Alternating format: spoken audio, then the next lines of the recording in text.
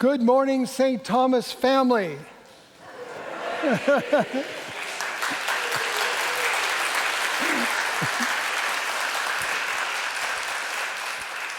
I've already passed the test this morning. An unnamed parishioner came up to me shortly before the 8 o'clock service and said, "Father Steve, are you prepared to chant the whole liturgy in Latin?" And I said, "No, I've never been able to do that. Why would you think I could do that?" For those of you who remember our time together before my retirement from St. Thomas, I want to say you look the same. Haven't aged a bit. And for you who are newer to St. Thomas and are becoming members of St. Thomas today, well, we don't remember our time together, but you look the same.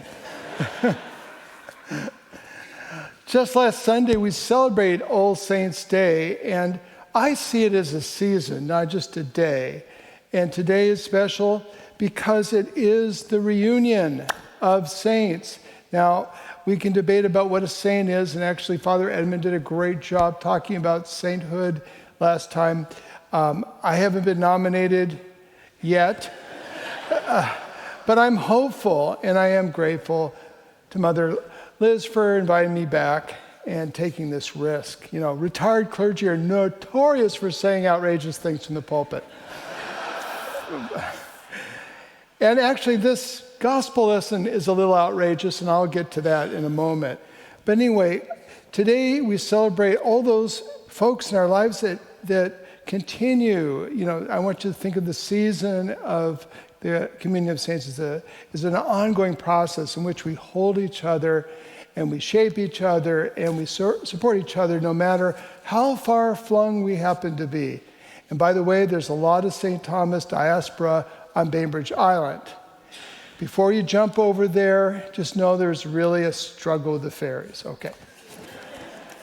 I want to thank you for being part of the cloud of witnesses that have guided me, my family, Janie, my wife, daughter Rachel, and all the other folks I've seen over a long period of time, whether it's through baptism or through weddings, and also the celebration of new life in terms of the way that we send our parishioners off when they have passed. I ran into a term the other day, which I think I resonate with, I hope you do, and it comes from a wonderful sermon that Kelly Brown Douglas, who's a Canon theologian at the Washington Cathedral in Washington, D.C., called a prophetic joy. And she meant by prophetic the sense that it points to a hope that is kind of beyond what makes sense. Like the culture might say to us, it's hopeless, we're going to go back to another more round of lament. There's serious issues on the table. People are losing their jobs. Amazon, others laying people off. And so I feel some of that uncertainty coming back that's reminiscent of how I felt during COVID.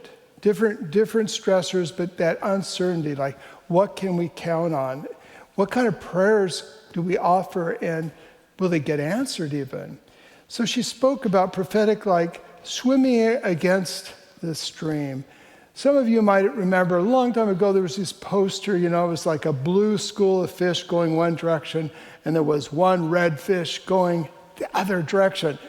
That's what I think about prophetic. It's like not just swimming the stream that's taking us to places where we feel hopeless and despairing, but rather get onto the current that takes us to joy. And the joy that comes from giving. And this is the season that we think about the ways we can give our time, our energy, our talent. So prophetic joy, it's contagious.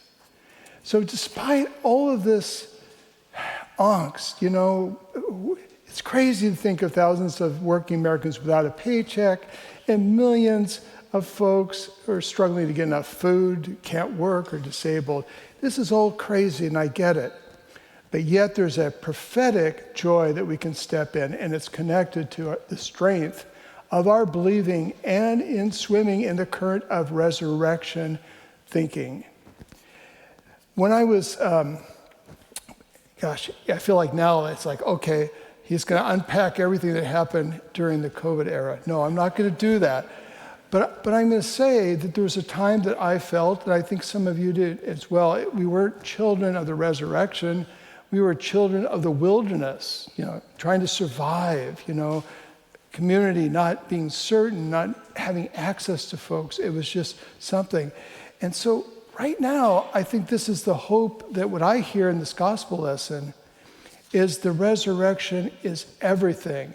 If we look at the backdrop here, we've got, like today, a lot of warring groups that are trying to get control of folks. So we've got Pharisees in the background. The Sadducees are in front stage today, but the Pharisees were also their enemies as well. So here you go. The Pharisees are stressing, about ritual purity, being righteous with the law, not doing things out of the box. Don't heal people on the Sabbath. Be careful about who you hang out with. Okay. So they believed in an afterlife, but it was a really narrow definition of who qualifies for the afterlife. Then we got the Sadducees, who are really wealthy. They're believed to be part of the priestly class, and priestly class. But they really had a lot of land. They owned the temple business, and that famous story when Jesus overturns the money changers, those were Sadducee-approved business going-ons, okay? And so they got a big cut. Of course, they had to give Rome a big cut. But anyway, they were corrupt. And yet, they didn't think, well, why do we need an afterlife? Our present life is pretty good.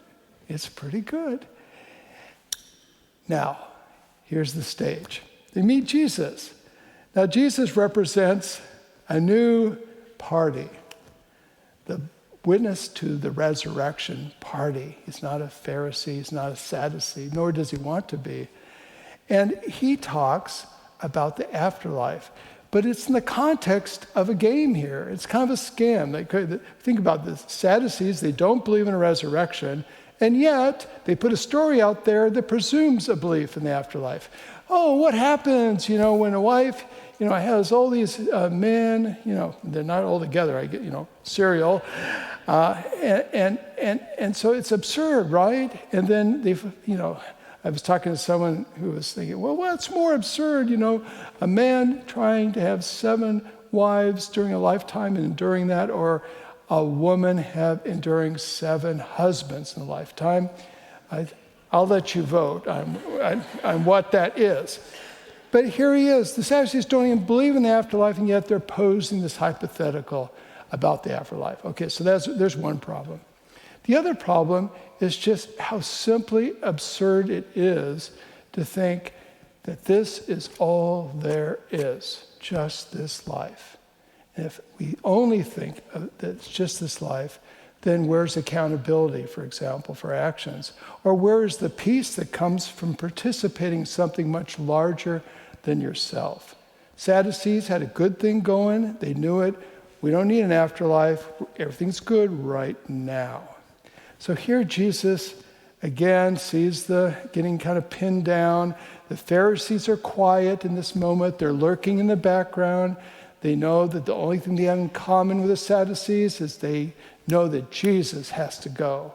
Because if Jesus doesn't go, the status quo will not remain.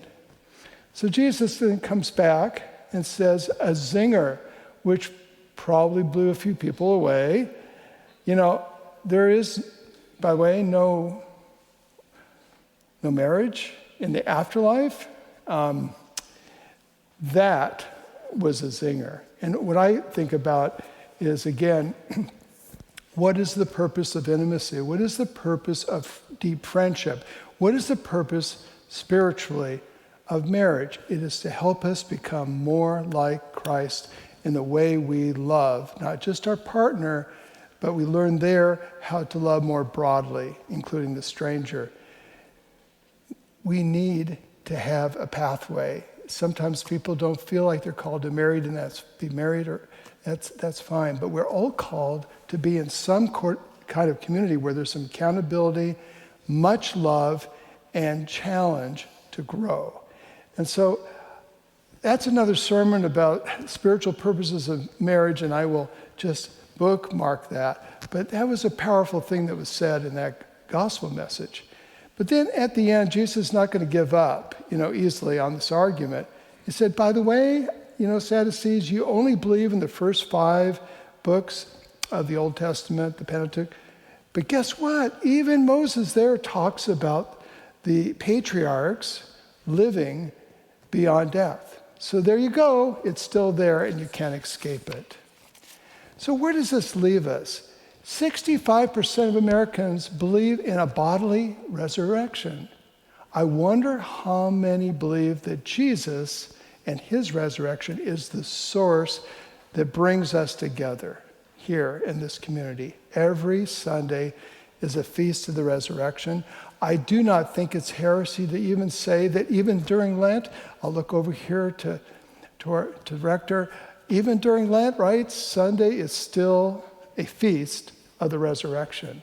So even in times we are sorrowing and have lament, there is the focus on the resurrection. And what's beautiful about the way we worship is the prayers, the music, everything reaches a climax at the point of communion. And that's where we're reunited with those who have gone before us, are united with every Christian that's around the world and the Christians that are to come. And when we feel that energy, we're participating in something much, much larger than just simply a belief, a nice metaphysical idea, a consent to an abstraction. We are consenting to the power of Christ to work with us. And it's with us and Jesus and in community that we try to find joy. I want to share a story with you that illustrates some of this journey between this traveling between being a child, alone in the wilderness kind of mode to being a child of the resurrection, which also implies deep community. So the names have been changed to protect identities, but during COVID period, before there was a vaccine, I received a call from a parishioner who had moved away all the way down to Puyallup, which, the traffic's so bad getting to even Tacoma, I always think of Puyallup is like maybe another country or something. But anyway, called up in great distress saying that her partner was dying of COVID. And so the priest and me just, jumped like a firefighter. Yes, I'm going to go. And then I had a full hour of traffic and so forth to start to doubt. Like, I'm not vaccinated. I'm scared, actually. God, can't we just say there's a traffic jam? I couldn't make it. None of that was holding up. I get to the hospital in the parking lot. I'm frozen, still afraid, very human. And I just sighed and I looked out and I saw this man come up in a van. Kind of scared me because it was so startling, pulled up in a van, popped out, big, radiant smile, and said, "Father, it's going to be all right. It's going to be all right. God's with you." I think I heard my name as well, which means I'm not quite sure at that moment what kind of, did the angel have wings or a human angel, whatever it was.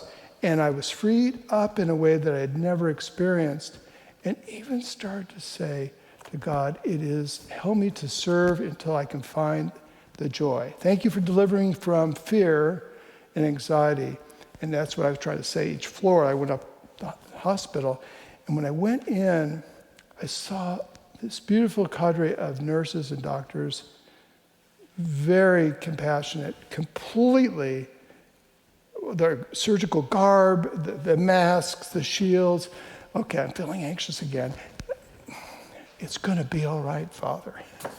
So I go in, and Amy, who is the partner, was just filled with relief that it wasn't just my arrival, it was the idea that a Christian community where she once belonged still called her as one of her own. And it made all the difference in the world. We administered together really last rites.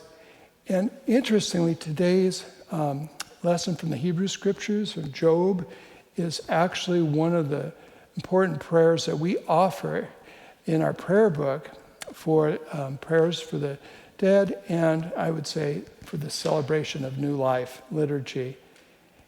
Job said it this way: "As for me, I know that my Redeemer lives, and that at the last he will stand upon the earth.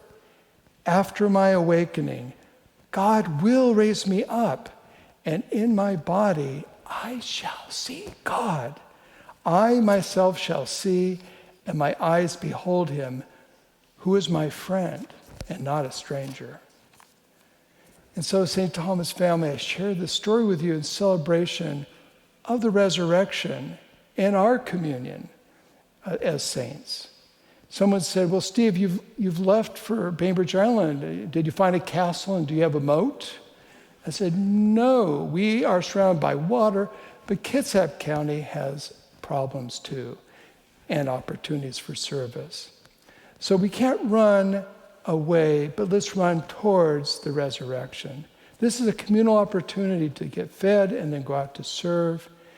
We are all in this together, and we're creating something much bigger than what we could do by ourselves. We're invited into this prophetic joy that I hope is really contagious. Blessings to you. Amen.